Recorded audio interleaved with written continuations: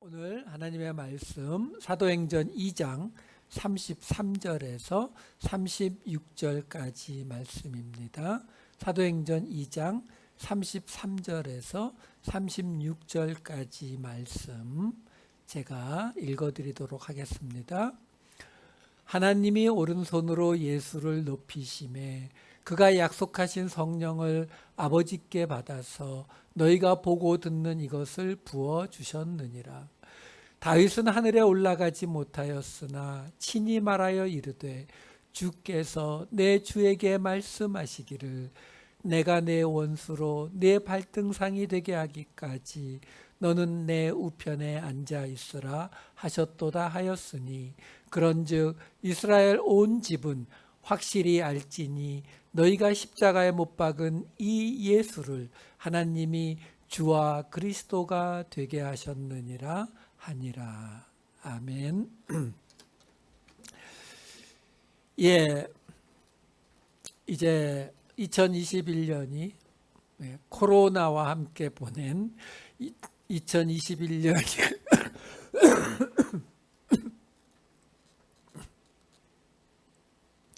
죄송합니다. 갑자기 코로나와 함께 보낸 2021년이 이제 3시간 반 남았습니다.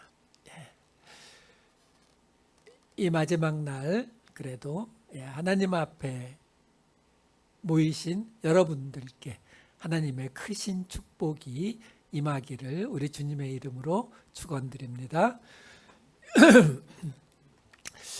우리는 지난주에 이 오순절날 성령이 임하신 사건을 이야기하면서 그 성령이 임하시고 그 자리에서 사람들이 방언을 이야기하고 그 방언을 들은 사람들이 어떤 사람들은 놀라고 어떤 사람들은 술에 취했나 이런 생각을 했고 그 모습을 보던 베드로가 일어나서 그의 첫 번 설교를 시작하는데 맨 앞에 요엘서를 인용한 말씀으로 시작했다. 그래서 지난주에는 그 요엘서 말씀이 인용된 의미까지 우리가 보았습니다. 자, 오늘은 그 요엘서 인용을 포함한 이 베드로의 첫 번째 설교 전체 내용을 다시 한번 보도록 하겠습니다. 지금요. 이 베드로의 이 설교 앞부분에 그 사람들이 성령을 받고 방언으로 이야기할 때에 그때에 그곳에 있던 사람들에 대해서 그 사람들의 모습을 뭐라고 설명하고 있느냐면 2장 12절과 13절에 다 놀라고 당황하면서 어떤 사람은 조롱하면서 그들이 세술에 취하여서 저런다 이렇게 말했다라고 나오거든요.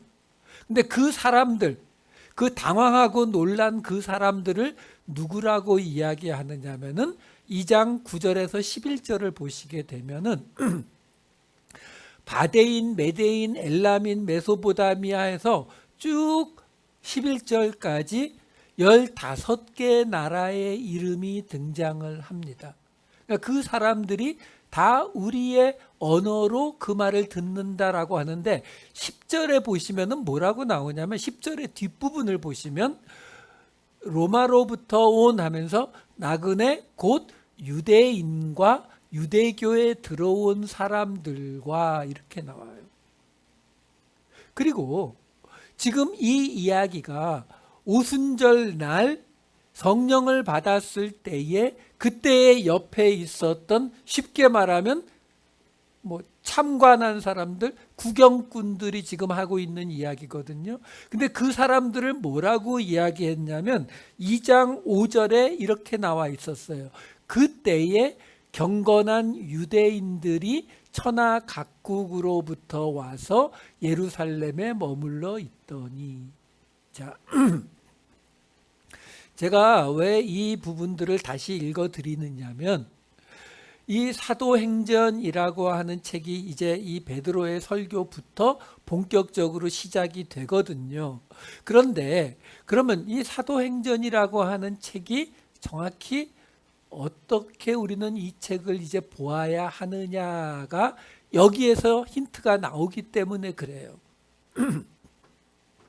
우선 첫 번째로는 지금 여기에서 베드로가 오늘 설교를 하잖아요. 첫 설교를 합니다.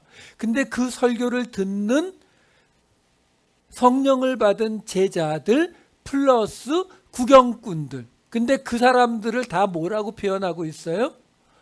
경건한 유대인들. 천하 각국에서 온, 아까 보았던 15개의 나라의 이름이 쫙 나오는, 근데 그 사람들을 뭐라고 표현해요? 유대인들과 유대교에 들어온 사람들.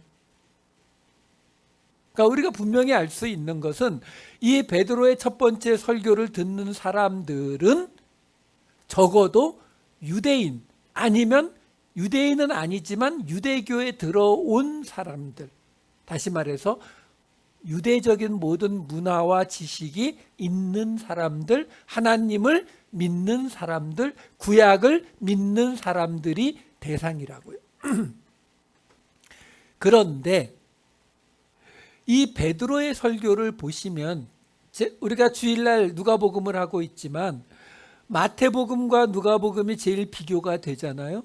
마태복음은 유대인들에게, 누가복음은 이방인들에게, 조금 더 정확히 말하면 이방인들이지만 어느 정도 유대적인 지식이나 유대적인 문화에 익숙한 사람들, 혹은 이방의 지역에 너무 오래 살아서 유대인이지만 유대적인 지식이 많지 않지만 이방인처럼 살아가는 사람들, 그 사람들이 누가복음의 독자라고 말씀을 드렸잖아요. 그러면 유대인을 대상으로 한 마태복음과 이방인을 대상으로 한 누가복음의 가장 큰 차이점이 뭐냐? 마태복음에는 구약의 말씀을 직접 인용한 부분이 아주 많이 나와요. 이사야가 말하되, 예레미야를 통해 말씀하시되, 이런 식으로요.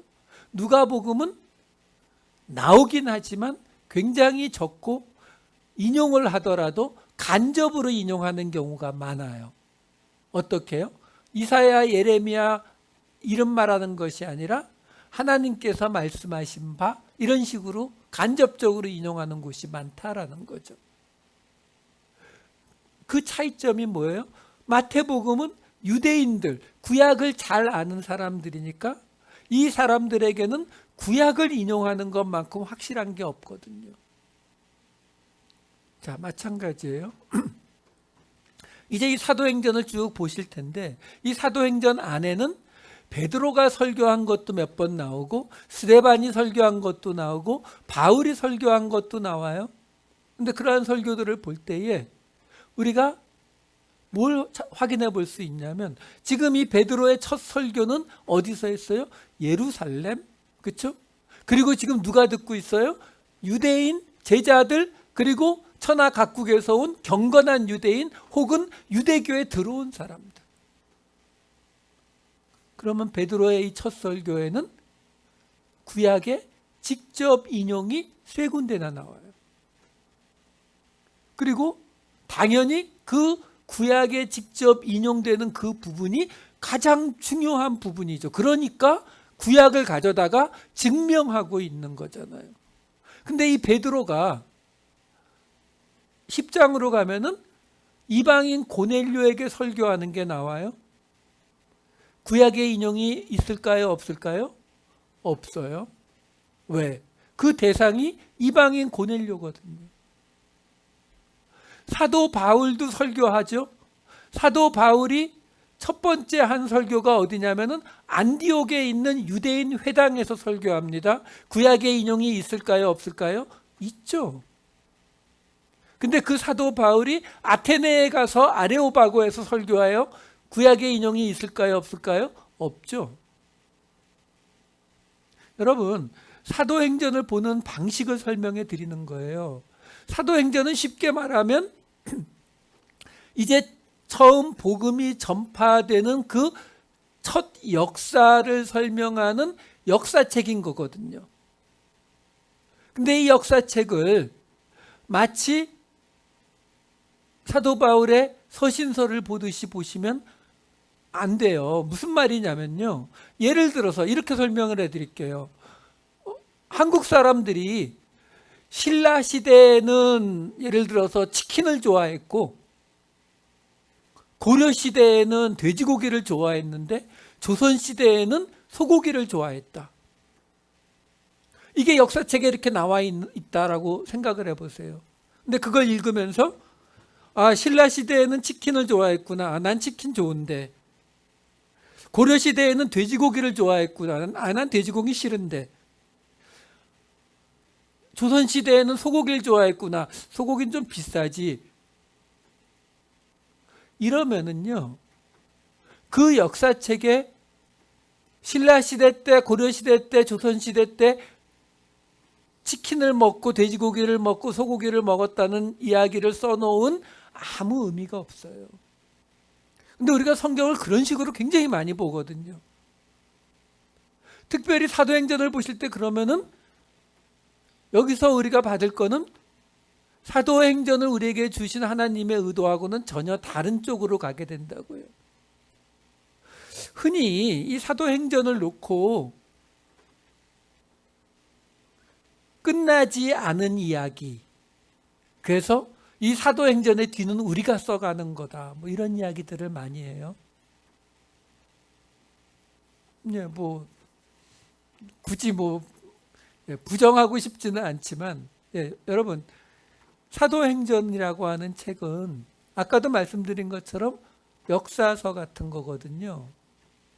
그러니까 무슨 얘기냐면요, 지금 여기서 시작이 됐잖아요.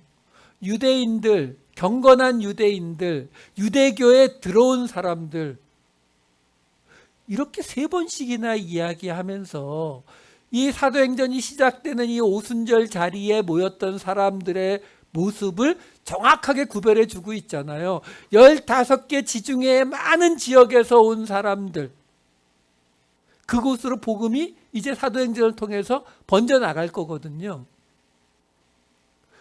그런데 그 사람들에게 지금 시작이 됐는데 쭉 가면은 11장에 가면은 10장의 고넬료 사건 이후에 11장에 가서 무슨 이야기가 나오냐면 베드로가 예루살렘에 가서 사도들을 다 모아놓고 하나님이 이방인들에게도 복음을 주시던데 이거 보고합니다. 그래서 사람 모여서 그러면은 이방인에게도 성령이 임했다니까 그러면은 이제 하나님이 이방인들에게도 복음을 주시는 거구나, 구원하시는 거구나.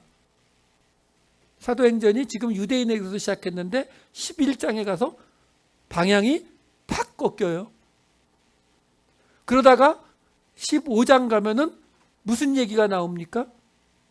사도 바울이 유대인의 율법 안 지켜도 돼 이런 소리하고 다니는 것 때문에 예루살렘 회의가 열려요. 그 예루살렘 회의에서 그래 안 지켜도 돼 이렇게 결정해 버립니다. 또 확 방향이 꺾여요. 그래서 이 사도행전의 맨 끝에 가면은 어떤 이야기로 끝나는 줄 아세요?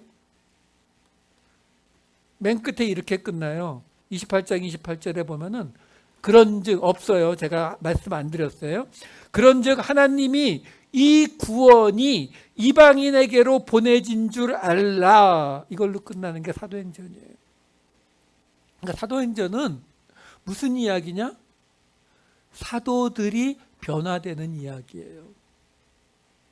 유대인 12제자 가운데 유대인 100%로 시작한 사도행전, 그 자리에 성령이 임했던 그 자리에 구경꾼들조차도 천하 각국에서 온 유대인들만 있었던 그 자리에서 시작했는데 사도행전의 끝에서는 이 구원이 이방인들에게 갔다라는 선포로 끝난다고요. 그러니까 그 과정을 보여주고 있는 거예요. 어떻게 유대인에게서 시작된 이 복음이 이방인으로 끝나는지 이 과정을 보시는 거예요. 이 사도행전은 특별히 그래요. 우리가 지금 누가복음을 볼 때에도 과정을 제가 계속 따라가는 것을 보여드리지만 이 사도행전을 보실 때에는 토막토막 보지 마시고 이렇게 변화가 되는구나. 그러니까 그래서 아까 말씀드린 것처럼 고넬료 사건과 15장에 나오는 예루살렘 회의는 이 사도행전의 가장 중요한 두 개의 중심축이 되는 겁니다. 자, 이 정도만 말씀드리고 이제 본문 말씀으로 돌아갈게요. 지금 이 요엘서를 통해서 지금 성령이 임한 사건이 요엘서에 인용된 사건이다라고 베드로가 이야기하면서 뭐라고 이야기하냐면 2장 23절에 이렇게 이야기합니다.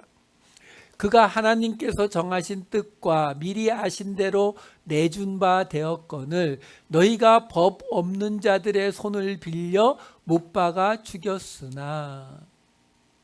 자, 이게 지금 이제 무슨 이야기가 되는 거냐면 요엘서 인용을 통해서 뭘 설명했어요? 성령이 지금 오신 이 사건은 하나님이 이미 예언하신 그 이야기가 이루어진 사건이다. 지난주에 회복이라고 말씀드렸어요. 자, 이제 두 번째 이 구약의 예언이 나오는 부분에 들어가기 위해서 예수님의 죽음과 부활을 이야기하느라고 이 이야기가 나오는 거예요.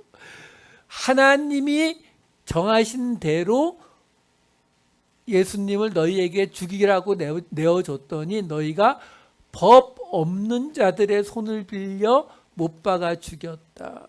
여기서 지금 법 없는 자 이러니까 마치 무슨 깡패나 불안당들에게 넘겼다라는 뜻이 되는데 예수님이 죽임을 당한 것은 로마 군인, 빌라도를 포함한 로마 군인들에 의해서 죽임을 당했어요.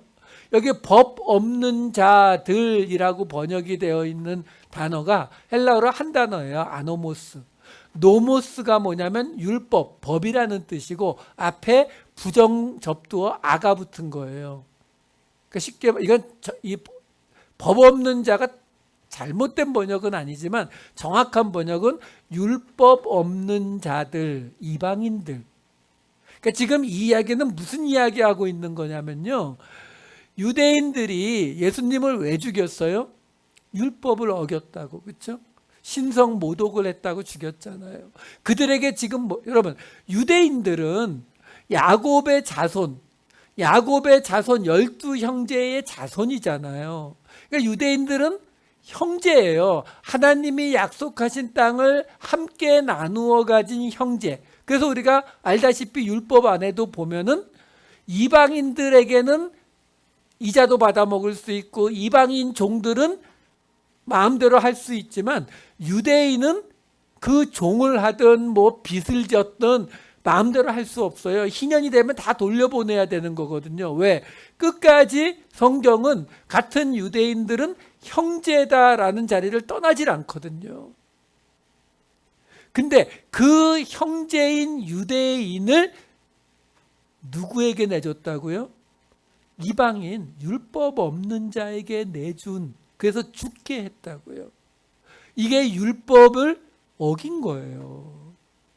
그러니까 지금 사도 베드로가 무슨 이야기를 하는 거냐면 너희가 지금 예수님을 율법을 어겼다고 죽였느냐? 너희가 같은 유대인을 이방인에게 넘겨줘서 죽게 한 거는 율법 어긴 거 아니냐? 이거 지금 따지고 있는 거예요. 그러면서 그 다음 2장 24절에 이렇게 이어집니다. 하나님께서 그를 사망의 고통에서 풀어 살리셨으니 이는 그가 사망에 매여 있을 수 없음이니라 하면서 하나님께서 예수님을 부활시킨 이유를 설명한 거예요. 그러면서 이제 시편 말씀을 인용을 하는데 시편 16편 말씀을 인용을 하고 그 인용이 끝나는 이 인용 안에 가장 핵심적인 한 절만 볼게요. 2장 27절이에요. 이는 내 영혼을 음부에 버리지 아니하시며 주의 거룩한 자로 썩음을 당하지 않게 하실 것임이로다. 이게 시편 16편 10절인데요. 이는 주께서 내 영혼을 수월에 버리지 아니하시며 주의 거룩한 자를 멸망시키지 않으실 것임이니이다. 이 화면 좀 그대로 봐주세요. 여기에 지금 시편에 주의 거룩한 자라고 나와 있는 하시드라고 하는 히브리어 단어를 쓰거든요. 자, 그런데 이제 안 하셔도 돼요. 이 거룩한 자, 하시드. 이 하시드라는 단어는 하사드라는 동사에서 온 단어인데, 이 하사드라고 하는 단어가 어떤 뜻이냐면 친절하다, 좋다, 인사를 잘하다의 뜻이에요. 그러니까 친절한 한 사람, 인사를 잘하는 사람, 뭐 좋은 사람, 이게 하사드거든요. 이거의 명사형이에요. 분사형이에요. 그러니까 하시드라는 이 단어는 거룩한이라는 뜻으로 번역하는 것은 맞지 않아요. 그것보다는 경건한, 신실한, 충성스러운 뭐 이런 정도의 번역이 맞아요. 그래서 이 부분을 인용한 사도행전 2장 27절에 똑같이 주의 거룩한 자로 썩음을 당하지 않게 할 것이다 라고 번역을 했는데, 여기에 거룩한 자에 해당하는 헬라어 단어는 호시오스라는 단어예요. 이 호시오스라는 단어의 뜻은 깨끗한, 죄로 더럽혀지지 않은, 경건한이라는 뜻을 가지고 있거든요. 자, 이게 여러분 이 단어 사용에서 오는 이 뉘앙스 차이를 좀 잘 보셔야 돼요. 이거는 제가 나중에 이 바울 서신으로 들어간 다음에 좀 한번 자세히 설명을 해드릴게요. 무슨 말이냐면, 지금 히브리어 단어에서 다윗이 한 이야기가 뭐냐면, 주님께서 내 영혼을 수올, 지옥에 버리지 아니하시는 이유가 뭐냐면 자기가 죄가 없기 때문이라고 말하는 거예요. 자기가 거룩한 자라고 말하는 게 아니죠. 다윗이 자기 스스로를 거룩하다라고 말할 수가 없어요. 구약에서 거룩한이라는 뜻으로 나오는 이 카도시라고 하는 히브리어 단어는 하나님에게만 해당되는 단어거든요. 그러니까 다윗이 말하는 거는 내가 깨끗하니까, 내가 죄가 없으니까, 그러니까 내가 멸망당하지 않을 것이다 라고 보는 거예요. 그래서 그 말을 사도행전에서 지금 사도 베드로가 그대로 인용을 해오면서 헬라어로 뭐라고 이야기하는 거냐면 호시오스, 깨끗한, 죄가 없는, 이 단어를 쓰는 거예요. 그러면서 뒤에 따라오는 단어를 멸망이 아니라 썩음을, 부패하지 않게 될 것이다. 이게 지금 어떤 뉘앙스의 차이냐면, 내가 죄가 많다라는 것을 유대인들은 어떤 개념으로 받아들여요, 여러분? 우리가 죄가 있다라면은 그게 어떤 개념이에요? 죄의 개념까지는 제가 안 갈게요. 그건 너무 설명이 길어지니까 그건 나중에 로마서 할 때 설명드릴게요. 죄다라는 개념이 유대인들에게 있어서의 죄의 개념은 부정함이에요. 깨끗하지 않음이라고요. 왜? 하나님 앞에 제물로 드려지지 못하는, 그게 죄예요. 죄의 문제가 그거거든요. 그러니까 깨끗하지 않다, 더럽다라면 어떻게 돼요? 부정하다, 그러니까 어떻게 돼요? 흠이 많다, 그 말은 뭐예요? 금방 썩죠. 우리 과일 같은 것도 흠이 있는 과일이 먼저 썩잖아요. 그걸 생각하시면 돼요. 그러니까 지금 사도 베드로가 뭐라고 설명하냐면, 내 영혼을 음부에 버리지 아니하시며 주의 죄 없는 자, 주의 깨끗한 자로 부패하지 않게, 썩지 않게 하실 것이다 라고 설명해 주는 거예요. 그러니까 이 시편 16편 10절에 나오는 이 히브리 성경의 뉘앙스를 가장 잘 옮겨온 거예요. 그걸 지금 한국어 성경에서 거룩한 자로, 영어 성경도 대부분 홀리 펄슨으로 번역을 해버리는 바람에 이게 오해가 생겨버린 거지, 실제 원어로는 번역이 아주 잘 된 거거든요. 왜? 그렇게 번역을 해야 뭐가 와요? 무슨 말이냐면 거꾸로 생각을 해볼게요. 만약에 시편 16편 10절 우리가 읽은 그 구절에 다윗이 주의 거룩한 자라고 할 때 카도시를 썼다고 가정을 하자고요. 하나님에게 사용하는 카도시를 써도 되죠. 왜? 예수님을 의미하게 되는 거니까.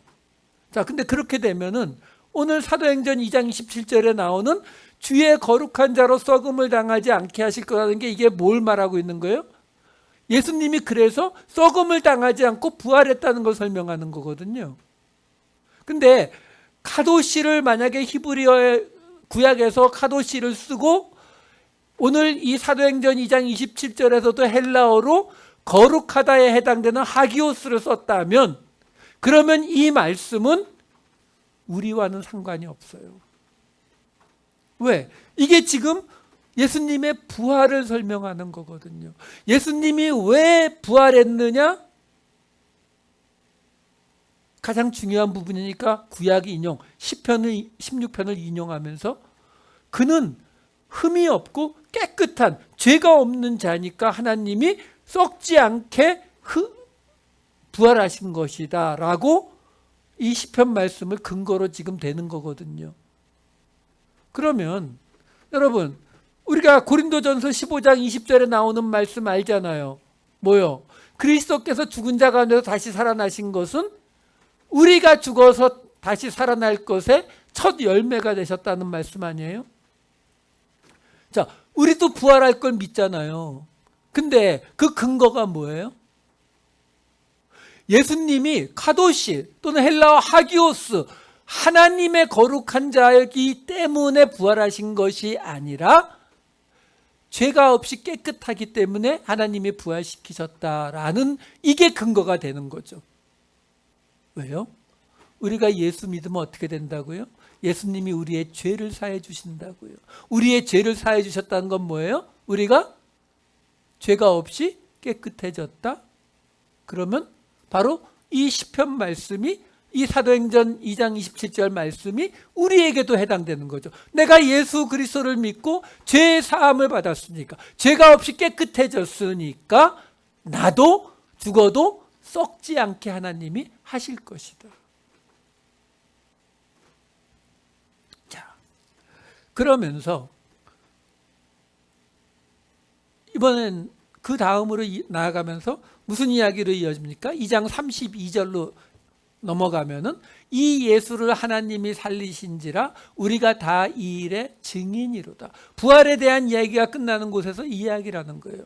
이 예수를 하나님이 살리신지라 우리가 다 이 일의 증인이로다. 한 가지만 생각하고 넘어갑시다. 뭐냐면 예수님이 부활하신 것을 지금 적어도 이곳에서 성령을 받은 120명은 다 만나고 경험했겠죠. 그렇죠? 예수님이 하늘 올라가실 때 500명 있었다고 했는데 여기 120명 있었으니까. 그렇죠? 아마 그랬겠죠. 그러니까 우리가 다 이 일의 증인이라고 이야기하잖아요. 그런데도 불구하고 이것을 설명하기 위해서 사도 베드로는 시편 말씀을 인용하더라라는 거죠. 왜요? 말씀이 가장 정확한 증거가 돼서요. 그것도 틀리는 이야기는 아닌데 그거는 두 번째죠. 첫 번째는 뭐예요? 아까 말씀드린 것처럼 이 자리에 유대인들과 유대교에 들어간 사람들만 있었으니까요. 여러분 우리가 이 부분도 혼동하시면 안 돼요. 왜? 성경은요 철저하게 그 듣는 사람, 그 말씀을 받는 사람들에게 맞추어서 그 표현을 맞춰주는 그런 책이에요. 그러니까 제가 항상 이 책이 지금 누구에게 하고 있는 이야기다라는 것을 누가복음을 할 때에도 마태복음을 할 때에도 그 전에 베드로전서 어느 책을 하든지 계속 그것을 강조하는 이유가 뭐냐면 안 그렇게 되면은 우리는 이쪽의 이야기와 저쪽의 이야기를 전혀 다른 방식으로 해석을 하게 되기 때문이에요. 지금 여기에서도 지금요 이 마가의 다락방이 얼마나 큰지 모르겠지만 예루살렘에 갔을 때 마가의 다락방이라는 데 가서 구경은 했는데 뭐 그게 진짜 맞는지 잘 모르겠고 그러니까 거기가 아무리 커도 120명이 들어가 있는 자리에 구경꾼까지 있다. 그러면 구경꾼들의 숫자가 더 많기도 별로 쉽지 않았을 거예요. 요즘같이 막 엄청 큰 강당이 있지 않은 이상은. 그렇다면 사실요, 예수님의 부활에 대해서 120명이 나머지 사람들에게 야, 우리가 다 봤어, 이렇게 말하는 게 훨씬 더 쉬울 것 같잖아요. 그런데도 그들이 유대인들이니까 철저하게 말씀을 인용해서 이야기하더라라는 거예요. 자, 그러면서 이제 2장 33절을 보겠습니다. 하나님이 오른손으로 예수를 높이시매 그가 약속하신 성령을 아버지께 받아서 너희가 보고 듣는 이것을 부어 주셨느니라. 자, 오른손이라고 하는 건 어디서나 더 중요하다라는 뜻이죠. 왼쪽보다는. 그러니까 예수님을 지금 하나님이 오른손으로 높였다, 2인자로 세우셨다라는 말하고 거의 같아요. 자, 문제는 그가 약속하신 성령을, 예수님이 약속하신 성령을 아버지께 받아서 너희가 보고 듣는 이것을, 이 성령을 부어주셨다라고 말하고 있다는 사실이에요. 여러분, 이게 굉장히 이상한 구절이에요. 왜 그러냐면 우리를 이야기할 때 육체가 있고 영이 있고 혼이 있다, 우리 뭐 이렇게 이야기하잖아요. 어떤 사람들은 육체가 있고 영혼이 있다, 뭐 이런 식으로 이야기해요. 근데 그러한 생각들 자체가 이 초대교회, 이 고대의 사람들이 생각하던 생각이 아니에요. 무슨 말이냐면, 이거는 언어를 보면은 우리가 그들의 문화를 짐작할 수가 있어요. 여기에 지금 성령 이럴 때에 사용된 단어가 뭐냐면 푸뉴마 하기오스예요. 거룩한 영, 이렇게 돼요. 구약에서는 영 그러면은 루아흐라는 단어를 써요. 그러니까 영이라는 단어 자체는 헬라어에서 푸뉴마, 이 히브리어에서 루아흐라는 단어를 쓰거든요. 근데 이 두 단어의 뜻이 거의 같아요. 어떤 뜻을 가지고 있느냐면은 바람이라는 뜻을 가지고 있고, 호흡이라는 뜻도 가지고 있고, 생기, 생명이라는 뜻도 가지고 있고, 영이라는 뜻도 가지고 있어요. 그러면 이거를 여러분 사전을 찾아보니까 몇 가지 뜻이 있어서 그 뜻에 맞게 사용했다라는 거는 지금 2000년대를 살아가는 우리 입장인 거고요. 옛날에는 그런 게 아니에요. 옛날엔 단어의 숫자가 굉장히 적었기 때문에 그 단어 하나가 여러 가지 뜻으로 점점 늘어나는 거예요. 무슨 말이냐면, 옛날 사람들이 생각할 때에 사람이나 동물이 살아 있었어요. 근데 어느 날 죽었어요. 뭐 예를 들어서 사고로 막 몸이 찢어져서 죽었다 그러면은 죽었나 보다 이럴 텐데, 그렇지 않고 그냥 죽으면, 병으로 죽거나 하여간 그냥 죽으면 어떻게 됩니까? 몸뚱아리는 그냥 있는데 죽었잖아요. 그러면 사람들이 어떻게 생각하겠어요? 조금 전에 살아있을 때랑 지금이랑 달라진 게 아무것도 없는데, 아까는 살아있었고 지금은 죽었잖아요. 그러면 뭐가 빠져나갔는지 봤나요? 못 봤죠. 그러니까 바람 같은 게 지나갔다, 이렇게밖에 설명이 안 되는, 눈에 안 보이거든요. 그래서 오순절 성령이 임할 때에도 바람 부는 소리 같은 게 들렸다라고 나오는 거예요. 왜? 영, 바람이란 뜻을 가지고 있는 이유예요.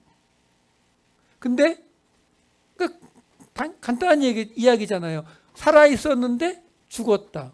근데 아무 차이가 없는데, 그러면 이 영이라는 것은 생기로구나, 생명이로구나. 생명이 빠져나갔구나. 그래서 에스겔서에 우리가 잘 아는 마른 뼈에 들어가는 생기, 이거 다 루아흐예요. 같은 단어예요. 영이란 단어가 같은 단어예요.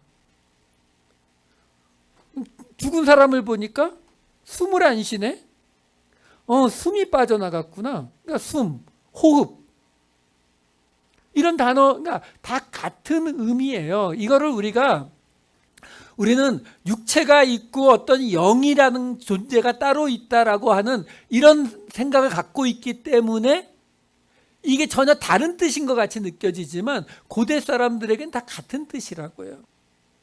그럼 이 사람들에게 있어서 여호와의 영이 임했다라는 의미는 뭐예요? 여호와의 생명이 임했다 또는 여호와의 능력이 임했다, 이런 의미예요. 무슨 여호와의 영이 임해서 신들렸다 이런 개념이 아니라고요. 자, 제가 왜 이런 설명을 드리냐면 구약에서 그 하나님의 영이 중개인, 브로커를 통해서 가는 장면이 있느냐? 없어요. 하나님의 영이 어디 잠깐 머물렀다가 이렇게 가느냐? 그런 거 없다고요. 이게 처음 나오는 이야기예요. 무슨 말이냐면 지금 이 사도 베드로가 무슨 이야기를 하고 있는 거냐면 예수님이 하나님의 영을 받아서 보관했다가 지금 오순절날 그 성령을 부어주셨다. 그 말을 하고 있는 거예요. 그러면 지금 우리가 가지고 있는 생각으로는 하나님의 영이 예수님께 잠깐 왔다가 오순절날 성령이 임했는가 보다, 이렇게 말할 수 있겠지만 이 당시 사람들 생각에는 무슨 말이지? 이해가 안 되는 말이거든요. 그러니까 지금 베드로가 이렇게 이야기한 거는 요한복음에서 나오지만 예수님이 그 성령을 보내주신다고 했거든요. 근데 그 성령은 거룩한 영, 하나님의 영이란 말이에요. 그러니까 이렇게 설명할 수밖에 없었죠. 여러분, 기독교 역사상 가장 큰 교리 논쟁이 벌어졌던 게 이 필레오크 논쟁이라고 해서 성령이 하나님 아버지께로부터 나왔다, 한쪽에서는 성령이 하나님과 아들 성자 예수님에게로부터 나왔다, 이거 가지고 싸워서 로마 카톨릭과 동방정교가 갈라지는 직접적인 원인이 되거든요. 근데 본래 니케아 신경을 만들 때에는 하나님 아버지로부터 성령이 나왔다 이렇게 했어요. 그걸 나중에 로마 카톨릭에서 하나님 아버지와 성자 예수 그리스도로부터, 원문에는 그냥 아버지와 아들로부터 성령이 나왔다, 아들을 포함시키거든요. 근데 왜 이거를 동방교회에서 받아들일 수 없었느냐? 말이 안 되니까요. 하나님의 영을 받아서 하나님의 영이 양쪽에서 올 수가 없다고요. 그게 그 당시 사람들의 개념이었다고요. 그러니까 결국 사도 베드로는 예수님이 하신 말씀을 근거로 그 성령을 예수님이 받아서 부어주셨다라고 했지만 결국 이 이야기가 뭐가 되는 거예요? 예수님이 하나님이시다라는 증명이 되어버리는 것이고, 이 말씀이 결국 삼위일체의 근거가 되는 말씀으로 나오게 되는 거예요. 근데 베드로가 알았다 몰랐다? 몰랐다는 거죠. 자, 그리고서 마지막 그 하나님과 동일한 존재라고 이야기하면서, 그러면서 시편 110편 1절 말씀을 인용하는데 요거는 사도행전 2장 34, 35절에 이렇게 인용이 되어 있어요. 시편 110편 1절 말씀을 먼저 읽어드릴게요. 여호와께서 내 주에게 말씀하시기를 내가 내 원수들로 내 발판이 되게 하기까지 너는 내 오른쪽에 앉아있으라 하셨도다. 이 말씀을 사도행전 2장 34, 35절에 다윗은 하늘에 올라가지 못하였으나 친히 말하여 이르되 주께서 내 주에게 말씀하시기를 내가 내 원수로 내 발등상이 되게 하기까지 너는 내 우편에 앉아있으라 하셨도다 하였으니. 자, 여기서는 큰 차이가 없어요. 그런데 이 부분은 어떤 결론으로 끝나느냐 하면 사도행전 2장 36절로 끝나요. 그런즉 이스라엘 온 집은 확실히 알지니 너희가 십자가에 못 박은 이 예수를 하나님이 주와 그리스도가 되게 하셨느니라. 자, 이 말씀에서 너희가 십자가에 못 박은 이 예수를 하나님이 주와 그리스도가 되게 하셨느니라 하니라. 이 이야기로 지금 3번의 구약 인용이 끝나는 거거든요. 이 마지막 인용에서 결론을 예수님을 하나님이 주와 그리스도가 되게 하셨다. 그리스도는 메시아니까 이거는 뭐 우리가 잘 아는 거니까 넘어가고요. 주만 설명할게요. 주, 큐리오스, 주인이에요. 주인. 이 당시 사람들에게 있어서 이 큐리오스, 주라는 단어는 자기 보스에게, 사장님에게, 선생님에게, 뭐 자기보다 높은 사람에게는 다 쓸 수 있는 아주 보편화된 단어는 맞아요. 근데 지금 뭐라고 이야기하고 있는 거냐면 이 유대인들에게 너희가 십자가에 못 박은 예수를 하나님이 너희의 사장으로, 보스로, 선생님으로, 주님으로 만드셨다. 자, 무슨 말이냐면요. 우리가 죄인이라는 고백을 하잖아요. 근데 그 죄인이라는 고백이 우리가 너무 좀 쉽게 생각하는 부분이 있다라는 거예요. 아, 우리 죄인이지만 뭐 예수님이 우리를 사해 주셨으니까 이러고 넘어가려고 하거든요. 지금요, 베드로가 무슨 말을 하고 있는 거냐면 너희가 십자가에 못 박아 죽인 그 예수가 너희의 사장님이 되셨다라고 생각해 보세요. 우리 뭐 영화나 드라마에 그런 거 많이 나오잖아요. 저 길거리에서 시비가 붙어서 주먹으로 막 두들겨 패고 욕하고 헤어졌는데 그 다음날 첫 출근해서 회사에 가봤더니 자기가 때린 사람이 사장님이다. 뭐 그런 거. 무슨 말이냐면요.